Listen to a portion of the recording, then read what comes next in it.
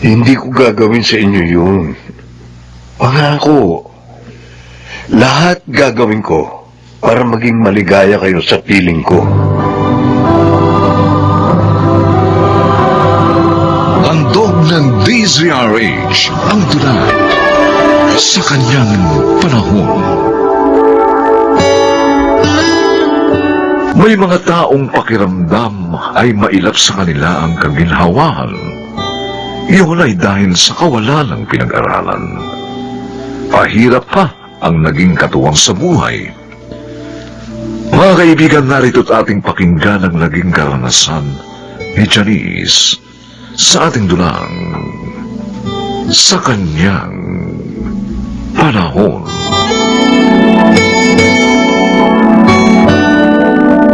Nay, mabuti po dumating na kayo. Gutom na po kami ni Charles. Pasensya na, Ruby, anak. Tinulungan ko pa kasi si Aling Barang sa pag-aasikaso dun sa mga dumating na nakikipaglamay sa kanila eh. At sige na, tawagin mo na si Charles. May dala po kayong ulam. Sopas ito, anak. Galing kina Aling Barang. Lagyan niyo na lang to ni Charles ng kanin para mabusog kayo, ha? Sige na. Kayo po, Nay. Inakain na ako ni Aling Barang. Maraming sopas ito, kaya may almusal pa tayo bukas.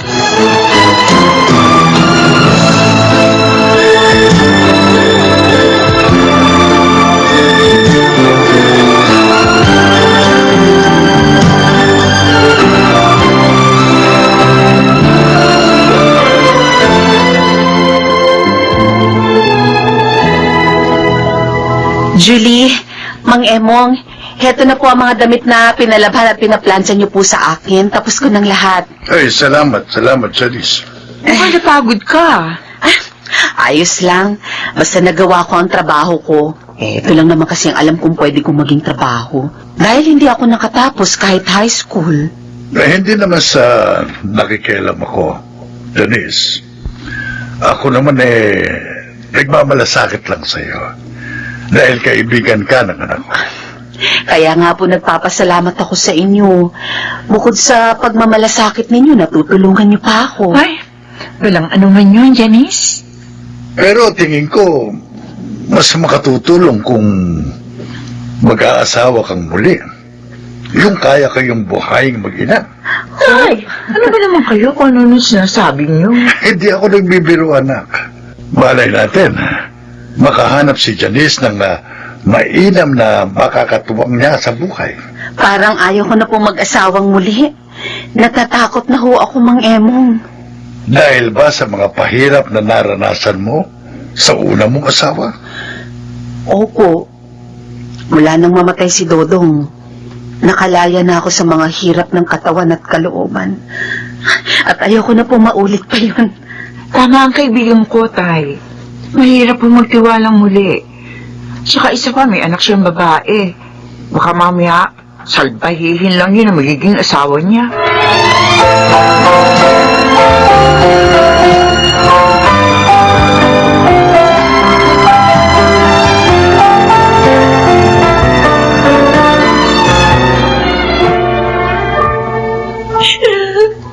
Inay! Oh, bakit ka umiiyak, anak? Nakasalubong ko si Aling si Mang. Oh, Sabi niya, magbayad na tayo ng utang natin sa bahay niya. Kung hindi daw, tatapon niya lahat yung gamit natin. ano? Pinagtawanan tuloy ako ng mga kalaro ko. Pambihira naman siya. Nag-usap na kami Pati ikaw, binungangaan pa. Sabi pa ng iba pang mga bata kanina, laman daw tayo ng mga lamayan para daw makakain tayo. Anak. Gusto ko nga silang awayin Kaya lang alam ko, totoo naman po yung sinasabi nila. Ay, kailan pa po ba magbabagong buhay natin? Magbabago pa kaya ito?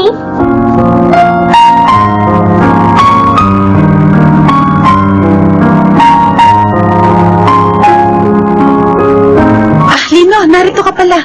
Nagtinda ako ng mga kakanin. Humango ako kaya ngayon lang ako dumating. Okay lang, Janice. Kumusta naman ang pagtitinda mo? Ay, ayos naman. Naipaubos ko, kaya may kita ako kahit papano. May pambaon ng mga anak ko. Kung tinatanggap mo na ba ako, di hindi ka na nahihirapan pa. Ako na maghahanap buhay para sa inyo. Lino, alam mo ang dahilan kung bakit ayoko na mag-asawa. Sobra ako naghirap sa pumanaw kong asawa. Maging mga anak namin. Sinasaktan niya dati. Hindi ko gagawin sa inyo yun. Pangako, lahat gagawin ko para maging maligaya kayo sa piling ko.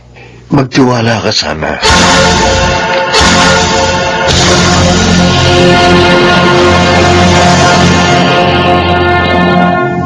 Tulog na ba sina Charles at Ruby, Janice? Oo, Julie. Salamat nga pala sa pagpapatuloy niyo sa amin dito sa bahay niyo, ha? Kung wala kayo, hindi ko na alam kung saan kami pupunta ng mga anak ko.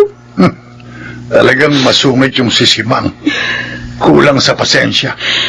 2 buwan po ang utang namin sa bahay niya, Mang Emong. Hindi ko po nabayaran kaya pinaalis niya kami.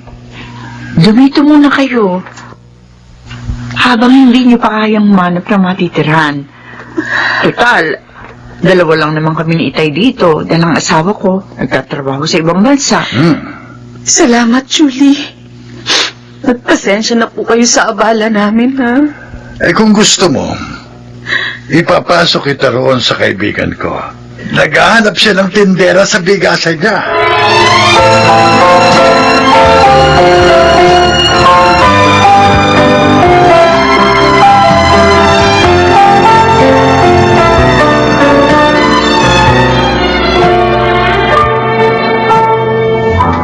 Ganun pala nangyari sa inyo ng mga anak mo. Oo, Lino. Mabuti nga pinatuloy kami ni Julie dito kasi hindi ko talaga kayang umupo ng bahay sa ngayon. Pakasal ka na lang sa akin. Para hindi ka na mahirapan pa. Lino, Siguro, naiilang ka dahil sa 20 taong tanda ako sa'yo. Kahit naman matanda na ako, baka titiyak ka naman na mamahalin ko kayo. At lahat gagawin ko para magkaroon ng magandang kinabukasan. Sina Charles at Ruby. hindi naman yun ang inaalala ko eh. Hindi ko kayo pagmamalupitan. Maniwala ka. At kahit hindi mo ko mahal, tatanggapin ko. Basta pakasal ka lang sa akin. Lino, Oo, Janice. Ayos lang kahit hindi mo ko mahal. Dahil naniniwala ako na matututuhan mo rin akong mahalin.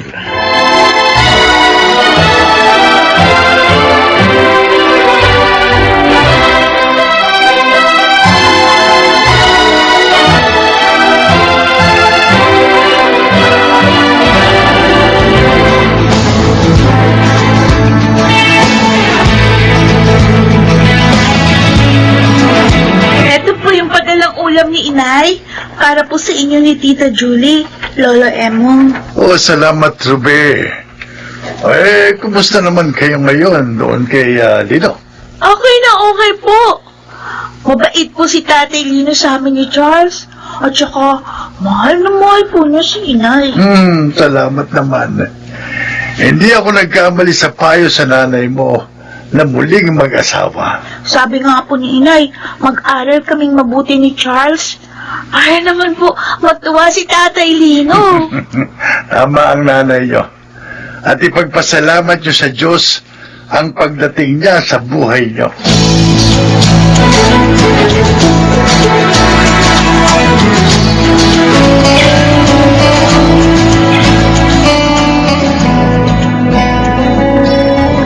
Talaga? Matatapos na sa koleyo si Charles? oo, Julie. Accounting ang kinuha niyang kurso. Ay, ang bilis ng panahon, ano? Parang kailan lang na magtapos ng management si Ruby. Ngayon, si Charles naman. Oo nga.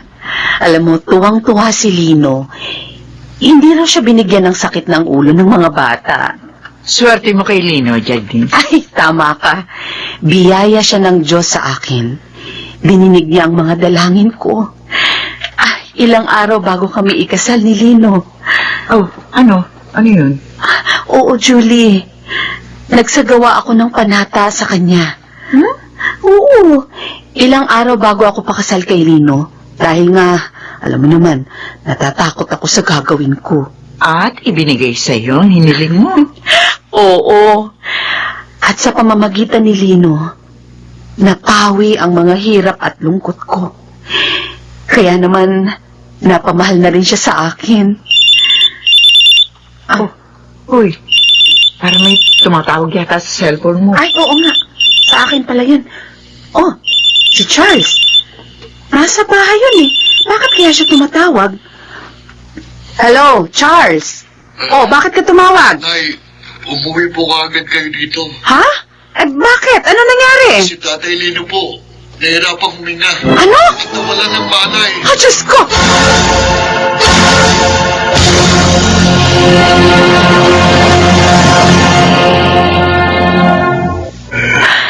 Janice, Narito ako, Lino.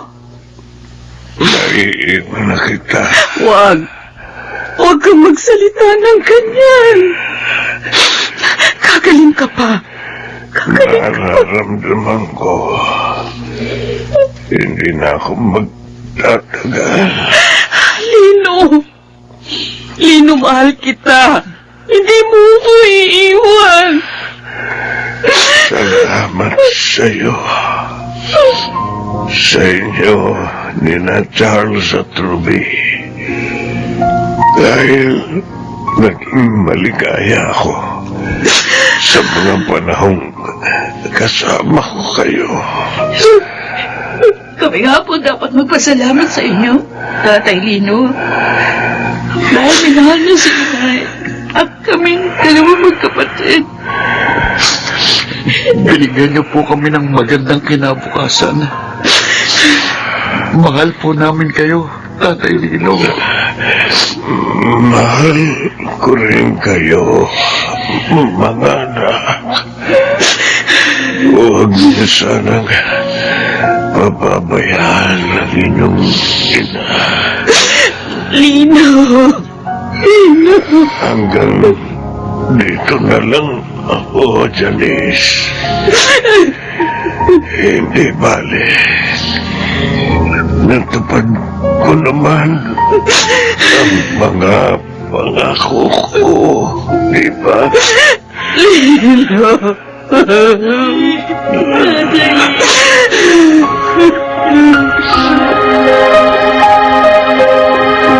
Malayo po dito yung bago kong trabaho, Nay. Kaya gusto ko sana sumama na lang kayo ni Charles sa akin. Ate Ruby, hindi iiwan ni Inay ang bahay na ito. Kaya nga ako, dito na lang ako naghanap ng trabaho eh. Hindi ko talaga maiiwan ng bahay na ito, mga anak. Iingatan ko to. Sabi ko na sa'yo, ate. Dahil maraming magagandang ala-ala ang naririto. Ala-ala ng isang lalaking naging mabuti kong katuwang sa panahon ng aking kahirapan.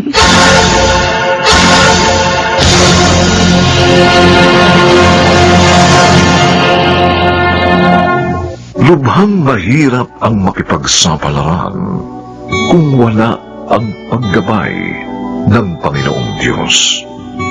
Kaya marapat lamang na sa bawat lakad, siya ay sangguniin ng upang pagpalain sa kanyang panahon.